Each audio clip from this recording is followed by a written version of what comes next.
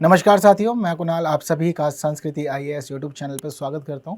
आज की इस वीडियो में हम लोग बात करने वाले हैं निवारक निरोध, जिसको निवारक हिरासत भी कहा जाता है। उसके बारे में मामला सुप्रीम कोर्ट की तरफ से हमें देखने को मिल रहा है, क्योंकि तेलंगाना सरकार के द्वारा निवारक निरोध का दुरुपयोग किए जाने के कारण सुप्रीम कोर्ट ने चिंता व्यक्त की है और कहा है सरकार को कि आप इस तरह की हरकतें ना करें, मान जाए, अदरवाइज फिर स्थिति दूसरी भी हो सकती है।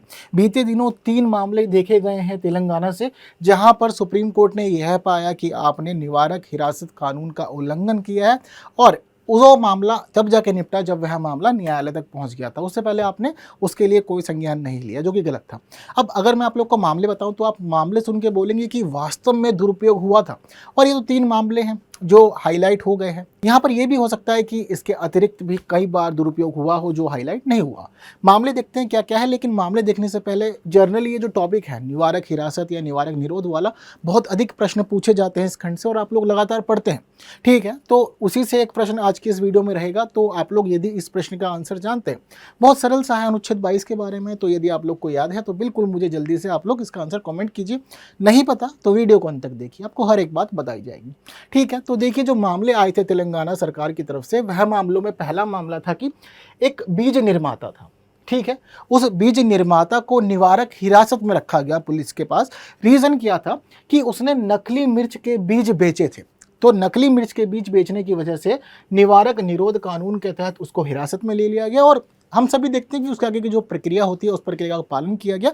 हालांकि जब मामला फिर न्यायालय में पहुंचा तब न्यायालय ने कहा कि ये मामला वास्तव में इस श्रेणी में नहीं आना चाहिए था, ठीक है। बताऊंगा क्या क्या कहा यहाँ पर न्यायालय ने। दूसरा मामला अगर हम देखते हैं तो यहाँ पर पुलिस ने विपक्षी दल के नेताओं को गिरफ्तार किया और उनके ऊपर निवारक निरोध के तहत मामला दर्ज किया गया था और इसके तहत ही उनको रखा गया, ठीक है जी। और तीसरा मामला जो है यह भी एक विपक्षी विधायक का ही है, जिनको डाल दिया गया था जेल में निवारक हिरासत के तहत, ठीक है। अब अगर हम तीनों मामले देखें तो तीनों मामले बहुत जनरल हैं। जनरली जैसे कि ये जो नकली मिर्च बीज वाले मामला है बहुत साधारण है और इसके तहत निवारक निरोध नहीं लागू होता। वहीं विपक्ष का तो काम होता है विरोध करना। अब अगर आप उस तरह से उसके ऊपर निवारक हिरासत में रखेंगे उसको, तो कहीं ना कहीं ये भी गलत है। और वहीं यह मामला भी इसी प्रकार का मामला जब पहुंचा हमारी जुडिशरी के पास, तो न्यायालय ने मामले पर संज्ञान लेते हुए कहा राज्य सरकार को कि देखिए, आपने जो ये काम किया है यह वास्तव में बहुत अधिक गलत है। आपको कभी भी सिर्फ इस उद्देश्य से निवारक हिरासत नहीं लगानी है या निवारक हिरासत में नहीं रखना है कि व्यक्ति जमानत ना पाए, ठीक है। क्योंकि इसके तहत जो व्यक्ति रखा जाता है उसको जमानत नहीं दी जाती है ना। तो सरकार के लिए यहाँ पर न्यायालय ने कहा कि आपको सिर्फ इसी उद्देश्य के लिए नहीं रखना किसी को कि वह जमानत ना ले पाए, और जबरदस्ती किसी भी मामले में आप व्यक्ति के ऊपर निवारक हिरासत के तहत मामला लगा के उसको जेल में डाल दें। तो यह सब आपको नहीं करना है, ठीक है। और यहाँ पर जो हमारा न्यायालय ने चिंता भी यह व्यक्त करी है कि आपका जो स्टेट लेवल पर जो लॉ है ना, वास्तव में उस लॉ के अंदर सुधार की आवश्यकता है, क्योंकि आपने उस लॉ को इतना अधिक व्यापक बना दिया है कि वह अन्य कानून के साथ आप कॉन्ट्रडिक्शन कर रहा है, और अन्य कानूनों के साथ जब वह कॉन्ट्रडिक्शन कर रहा है तो यह जन सामान्य के लिए ठीक नहीं रहेगा, ठीक है। तो सुधार करने के लिए बोला गया, लेकिन मामला बहुत अधिक चर्चाओं में आया। तो इससे संबंधित अन्य पक्ष हम लोग समझेंगे, जैसे कि बार बार निवारक निरोध या फिर निवारक हिरासत में आपको बोल रहा हूं तो क्या होता है इसका मतलब। तो देखिए, निवारक मतलब एक उपाय करने हैं आप लोग। उपाय किस लिए करना है? यहां पर किसी व्यक्ति ने कोई अपराध नहीं किया पर आप उसको जेल में रख रहे हैं। रीजन क्या है? आपको संदेह है कि यह व्यक्ति अपराध कर सकता है। तो संदेह की स्थिति में आपने क्या करना है कि उस व्यक्ति को बाहर समाज में मुक्त रहने के स्थान पर आप उसको रखेंगे जेल के अंदर, ठीक है, जिससे कि वह कोई भी अपराध नहीं कर पाए। जैसे कि आपको संदेह हो जाता है कि वह व्यक्ति कहीं पे विस्फोट कर सकता है, ठीक है, या उस व्यक्ति को पर संदेह है कि यह हमारी शांति को भंग करेगा और अव्यवस्था फैला सकता है। तो संभावनाओं के बिहाफ पे आप क्या करेंगे कि उसको जेल में डाल देंगे, निवारक हिरासत कहते हैं, ठीक है। यहाँ पर आपको किसी भी तरह की बेल नहीं मिलेगी, और जो भी पीरियड होगा 2 महीने रखना है, 3 महीने रखना है, या किसी एक पर्टिकुलर डेट के पास होने तक रखना है, तो तब तक आप उसको जेल में रखेंगे, ठीक है। तो व्यक्ति जो भी आएगा वह बिना अपराध के आएगा, यानी कि सिर्फ खतरा मानते हुए उसको जेल में डाल दिया जाएगा। यहाँ पर उद्देश्य दंडित करना भी नहीं है। ऐसा नहीं कि हम चाहते हैं कि वो दंड भोगे, दंड नहीं दे रहे, हम बस चाहते हैं कि वो अपराध ना करे। अपराध कैसे कैसे इसमें शामिल होते हैं? जैसे कि अगर कहीं पे हमारे देश की रक्षा का मामला आ जाता है, कहीं पे आप हमारे देश की सिक्योरिटी को अफेक्ट कर सकते हैं, तो आपको इस तरह से रखा जाएगा। अगर आप विदेशी मामलों में शामिल हैं जिससे कि भारतीय हितों को नुकसान होगा, तो आपके तहत ये मामला आ जाएगा। ठीक है। वहीं हम देखते हैं कि अगर भारत की सुरक्षा की स्थिति होगी तो भी आपके ऊपर इस तरह की कार्रवाई हो सकती है। तो देश की अखंडता, प्रभुसत्ता या हमारा जो लोकतंत्र है, यदि आप जो हमारे मूल सिद्धांत हैं किसी प्रकार से वो अहित में जाते हैं या हमारी जो सीमाएं हैं या हमारी व्यवस्था है वह प्रभावित होती है, तो उसको बचाने के लिए, उसके संरक्षण के लिए आपको पहले ही निवारक हिरासत में रख लिया जाएगा। इतनी बात क्लियर है। और इसकी सुरक्षा के लिए ही हमारी संसद और राज्य विधानमंडल दोनों को ही अधिकार दिए गए कि आप अपने अपने स्तर पर ऐसे कानून बनाएं जो हमारे देश में एक अच्छी व्यवस्था सुनिश्चित करें और लोगों को किसी भी प्रकार के ऐसे अपराध में शामिल होने से वह रोक लें। क्लियर है इतनी बात सारी। इसके साथ ही हम लोग देखते हैं कि सिर्फ और सिर्फ सुरक्षा के अलावा हम यहाँ पर कुछ और मामले भी शामिल किए गए, जैसे कि सार्वजनिक व्यवस्था का रख रखाव या फिर आवश्यक वस्तुओं या सेवाओं की आपूर्ति से संबंधित मामला है, तो वह सब भी इसके तहत ही शामिल होते हैं। अगर हम देखें कि निवारक हिरासत लगाए जाने के आधार क्या हैं, तो 4 प्रमुख आधार अभी तक निर्धारित हैं जिसके तहत यह किया जाता है। जैसे कि राज्य की सुरक्षा, जैसे कि आपको बता चुका हूँ, सार्वजनिक व्यवस्था यदि प्रभावित होती है उस स्थिति में, आवश्यक वस्तुओं एवं सेवाओं की आपूर्ति, कोई व्यक्ति है जो चाहता है कि जो मार्केट का चेन है आवश्यक वस्तुओं का वो प्रभावित हो जाए और वह अपने पास स्टॉक कर ले, तो पुलिस क्या करेगी, पुलिस उस व्यक्ति को अपने पास स्टॉक कर लेगी ताकि वह ऐसा सामान स्टॉक ना कर पाए और व्यवस्था खराब ना कर पाए। क्लियर है बात, ये भी आप लोग के लिए। और भारत की सुरक्षा एवं विदेशी मामले, ठीक है। तो ये 4 प्रमुख आधार हैं यहाँ पर जिसकी वजह से आप इसका उपयोग कर सकते हैं, ठीक है।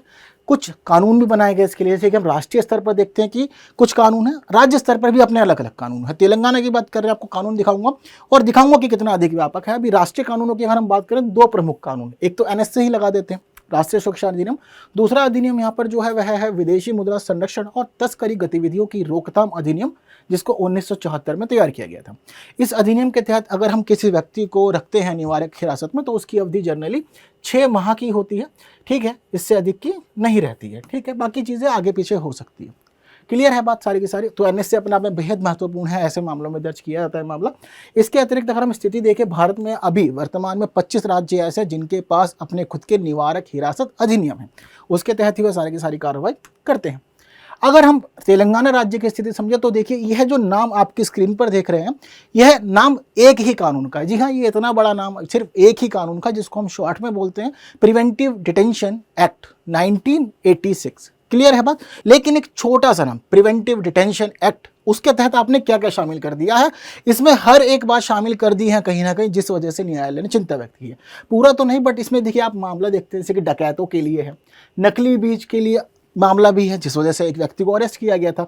इसके अलावा अपराधों की खतरनाक गतिविधियों की रोकथाम के लिए भी है, कीटनाशक अपराधियों के लिए भी है, ठीक है। इसके अलावा हम देखते हैं कि नकली दस्तावेज भी शामिल है, यौन अपराध भी इसमें शामिल हो गए हैं, विस्फोटक पदार्थ भी इसमें शामिल है, हथियार वाले अपराध भी इसमें शामिल है, साइबर अपराध भी इसमें शामिल है। तो मतलब ऐसे ऐसे अपराध शामिल कर दिए कि इसका जो डायमेंशन है काफ़ी अधिक व्यापक हो गया, जिस वजह से ऐसे लोगों पे भी कार्रवाई कर दी जा रही है जो इसके अधीन नहीं आते। जैसे कि हमने देखा कि विपक्ष के अगर नेता हैं वो विरोध कर रहे हैं तो आप उनको भी इस तरह से हिरासत में ले रहे हैं, जो कि लोकतंत्र के खिलाफ एक बड़ी चिंता का विषय बन गया है। क्लियर है इतनी बात आप लोग के लिए। तो यह तेलंगाना वाला था। अगर हम संवैधानिक स्थिति देखें तो संविधान के अनुच्छेद 22 में इसके लिए कुछ प्रावधान किए गए हैं, यानी कि व्यक्तियों को जबरदस्ती हिरासत में ना रखा जाए या किसी को गलत तरह से अरेस्ट ना कर लिया जाए। तो सभी प्रावधान जो है संविधान के अनुच्छेद 22 में है। यहाँ पर जो अनुच्छेद 22 है ये 2 भागों में बटा हुआ है। पहला भाग जो है वह सामान्य कानूनी मामलों के लिए है, जबकि दूसरा है निवारक निरोध कानून के लिए। निवारक निरोध कानून के तहत व्यक्ति को यदि अरेस्ट किया जाता है तो उसके कई अधिकार जो है वहाँ पर दबा दिए जाते हैं, उनका उपयोग वह नहीं कर सकता। जैसे कि अनुच्छेद 22(1) की हम लोग बात करते हैं तो यहाँ पर अगर किसी व्यक्ति को गिरफ्तार किया गया है तो गिरफ्तार करते समय उस व्यक्ति को यह बताया जाएगा सबसे पहले कि उसको गिरफ्तार क्यों कर रहे हैं, ठीक है। जैसे कि मूवीज़ तो देखते होंगे आप लोग, सीरियल्स भी देखते होंगे, तो कभी कोई पुलिस किसी के घर पे उसको अरेस्ट करने जाती है तो क्या बोलती है, यू आर अंडर अरेस्ट। साथ साथ वो यह भी बताती है वहाँ पर कि आपको इस काम की वजह से अरेस्ट कर रहे हैं हम लोग। तो उसके बाद सारी की सारी कार्रवाई होती है। तो ज़रूरी है कि आप बताएं, व्यक्ति जानता हो कि उसको आपने क्यों अरेस्ट किया है। वहीं दूसरी बात यह भी है कि जब आप व्यक्ति को अरेस्ट कर लेंगे तो व्यक्ति के पास यह अधिकार है कि वह अपने मनपसंद वकील से मदद ले और वह उसको अपना केस सौंप दे। आप उसको रोकेंगे नहीं कि आप वकील क्यों बुला रहे हैं या वकील से क्यों बातचीत कर रहे हैं।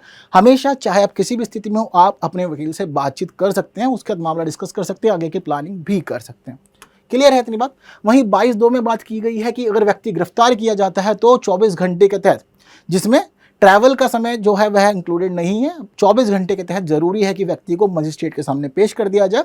वहीं स्थिति हम देखते हैं कि 22(3) जो है अनुच्छेद, यह जो हमारे दुश्मन देश के लोग होते हैं उनके लिए नहीं होता। वहीं निवारक निरोध के तहत जो लोग रखे जाते हैं जेल में उनके लिए भी नहीं होता। यहाँ पर किसी व्यक्ति को यह इजाज़त नहीं होती कि उसको मजिस्ट्रेट के सामने पेश किया जाए या उसको मामला बताया जाए या फिर इसके साथ में वकील का जो वार्तालाप होना है उसकी अनुमति दी जाए। यह सब अधिकार ना तो दुश्मन देश के व्यक्ति के लिए होते हैं, ना ही निवारक निरोध के तहत रखे गए व्यक्ति के लिए। अनुच्छेद 22(4) में कहा गया है कि 3 महीने से अधिक से अवधि के लिए कैद में नहीं रखा जाएगा जब तक कि यह मान ना लिया जाए। इसके लिए पुख्ते सबूत होने चाहिए जो सलाहकार बोर्ड के सामने रखे जाएंगे। सलाहकार बोर्ड कहेगा कि व्यक्ति को रखना जरूरी है तो ही आप 3 महीने से अधिक समय के लिए रखेंगे, अदरवाइज नहीं रख सकते। वहीं 22(5) में बात की गई है कि जितना जल्दी हो सके बंदी को हिरासत के आधार बता दीजिए, साथ साथ में प्रतिनिधित्व करने के उसके अवसर भी दिए जाए। ठीक है, तो इस तरह से हमारे संविधान में महत्वपूर्ण प्रावधान है ताकि किसी को गलत तरह से गिरफ्तार नहीं किया जाए। तो प्रश्न जो मैंने आप लोग को दिखाया था, अब मुझे लगता है कि आप लोग इसको अच्छे से हल कर सकते हैं, क्योंकि जो भी बातें थी प्रिवेंटिव डिटेंशन के लिए, उससे रिलेटेड जो लॉज हैं हमारे, पूरा केस क्या था वह मैंने आपको बता दिया और संवैधानिक प्रावधान क्या है ये भी बता दिया। तो मुझे लगता है कि इस प्रश्न को आप सरलता से हल कर सकते हैं। तो जल्दी से आंसर कमेंट कर दीजिए और ऐसे ही पढ़ने, समझने, जानने के लिए, नई नई वीडियोस देखने के लिए हमारे चैनल पर बने रहिए। हालांकि आंसर चाहिए आप लोग को, तो देखिए इस क्वेश्चन का जो आंसर है वह आप लोग की स्क्रीन पर है। कितने लोग का सही है मुझे बताइए आंसर में। तो फिर अगले वीडियो में मिलेंगे, कुछ ऐसी ही नई बातें जल्द करेंगे। तब तक के लिए विदा दीजिए। Thank you so much.